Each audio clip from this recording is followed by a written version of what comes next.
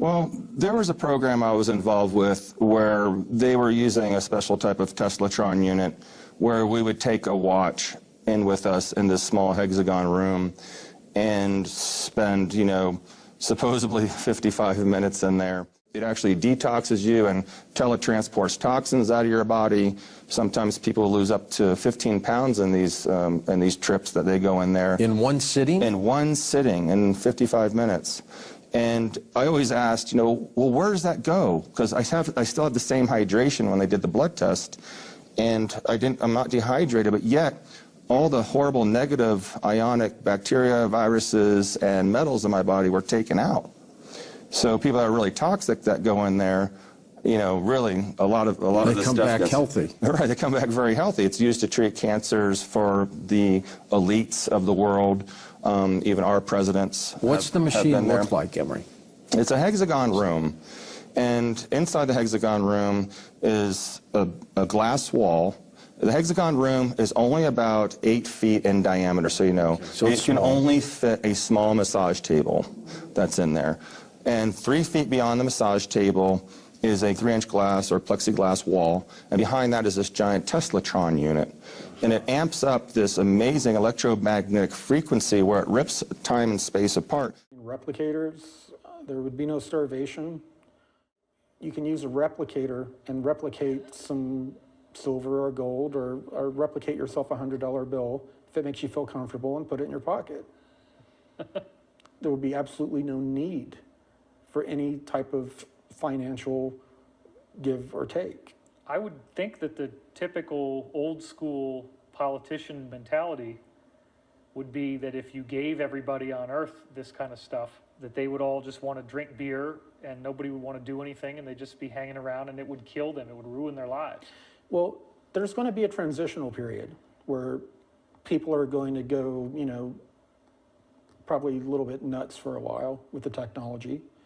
I mean, when people win the lottery, right? Right. It's not good for them. Well, right. Well, if everybody wins the lottery at once, everybody has a replicator. Everybody's going to be pushing the button every day, and trying, all these different meals. Computer, 1 slice of New York cheesecake. This is an old Earth delicacy. How do I know you're not trying to poison me? Please.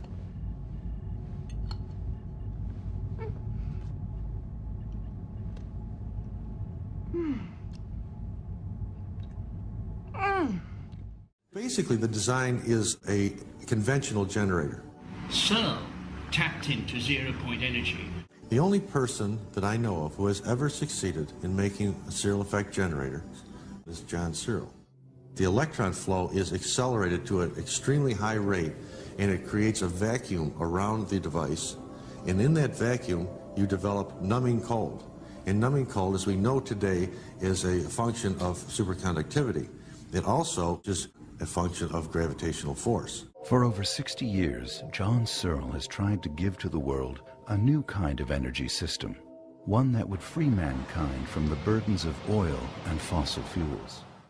John Searle is known all over the world as the inventor of the Searle effect generator, a magnetic device consisting of 1 or more rings, also called plates, and a number of cylindrical rollers that, when in motion, generate electricity.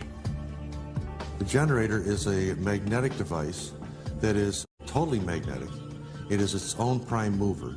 It will self-start and continue to run, and as far as we know, we could say never stop. The looking glass shows probabilities, or has shown probabilities. The cube would react with the people present. So there was an alteration, if you will, over what you were seeing from it.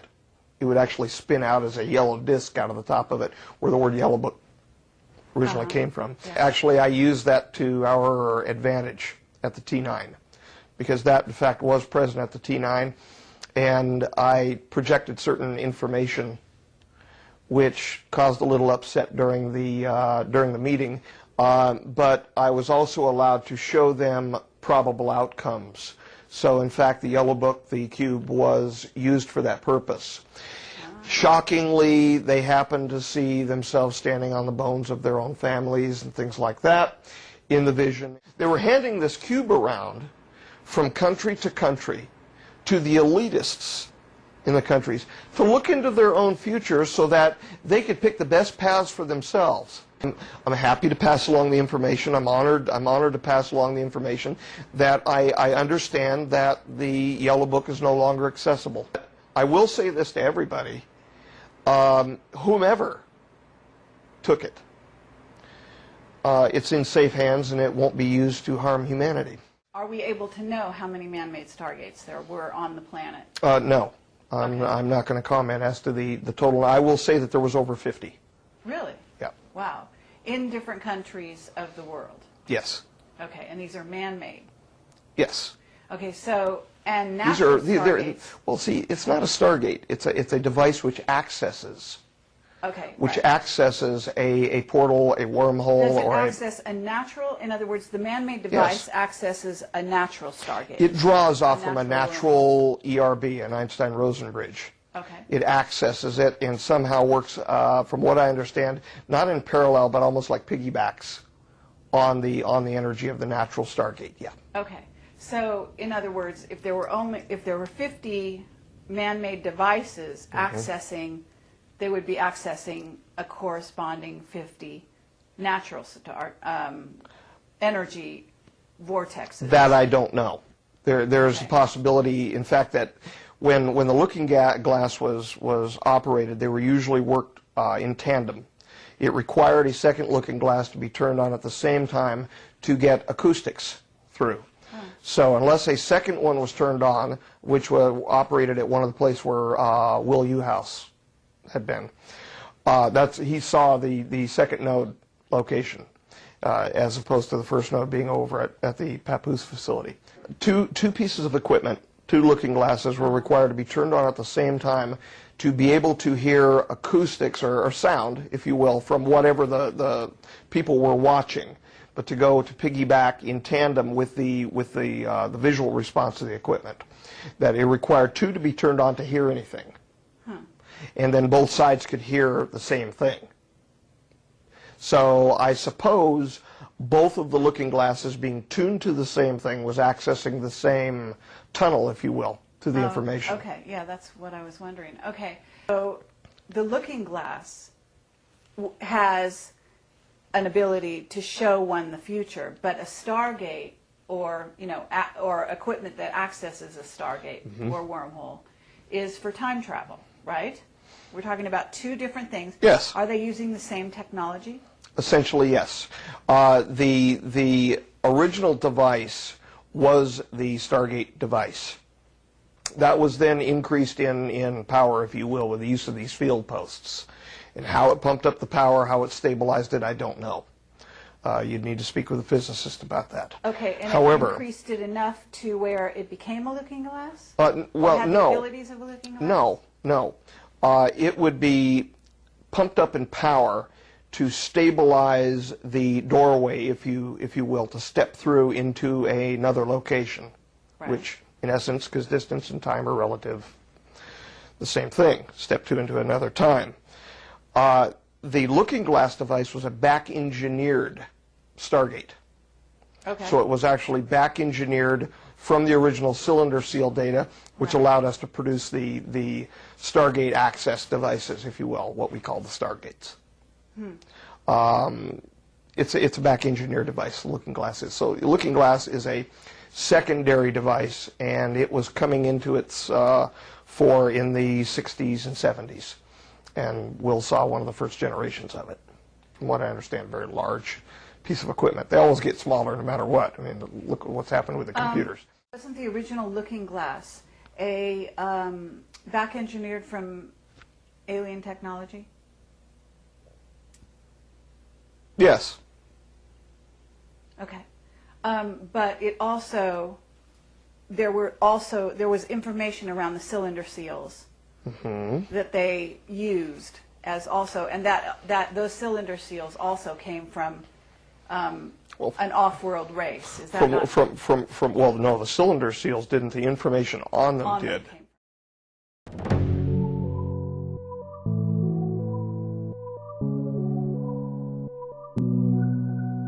lot of people are doing nothing more than getting huge quantities of mass and see if they can get a gravity wave to cause things to move. Well, that isn't what we're talking about at all.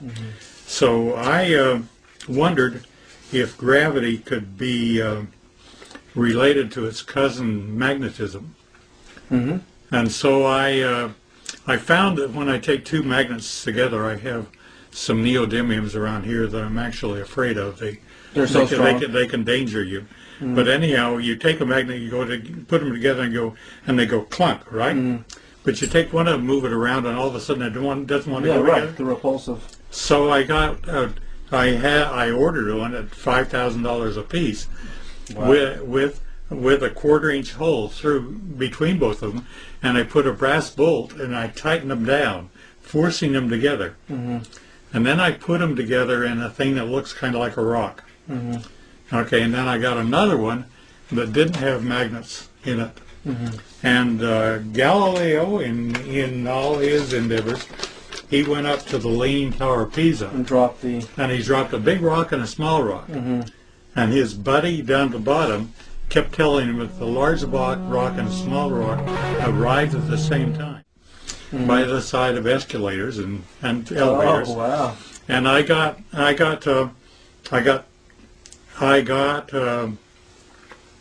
9 guys that were not educated and didn't have pre-opinions on anything. And I dropped my 2 rocks. And I said, what I would like you to do is, I told them what I would like you to do is I would like you to take whichever one arrives first, get it in your hand, and when I come down the elevator, hand it to me. Now, they looked identical, except for... And nobody knew what was inside? No, absolutely not. All the 9 times that I tested it, it's as though the one with the opposing magnet field extending out 3 feet on each side. I actually measured how big the field is. How big the field was, and on each side of one rock, I had a total of 6 feet. At any rate, the other rock arrived first. Which one arrived first? The one that had no magnetic field in it. So you were able to cancel out gravity to a certain degree. You were able to cancel, precisely, reduce the mass gravity effect. Precisely. By opposing fields. Isn't that nice? You bet. And got 9 signatures and I always skip. You did that at Lockheed. What year was this? At least 8 years ago. This is the actual document of Boyd's where he proved that by altering the field in a falling body, the magnetic field, it reduced its mass gravity equivalent and canceled out the effects of gravity to a certain percentage. And he did a building 500 drop test conducted from a height of 59 feet. The location is in White Solomon, Texas, and the time was 12:20 p.m. and this was in 1995, December 12th. Nobody knows this. I know it. So gravity, mass gravity is not, you can alter it. Well, gravity within itself has to have, gravity goes through anything that is solid and anything like iron or anything else. But it has to have a magnetic component, which may be canceling out within itself. But as soon as it got around my rock, it all of a sudden recognized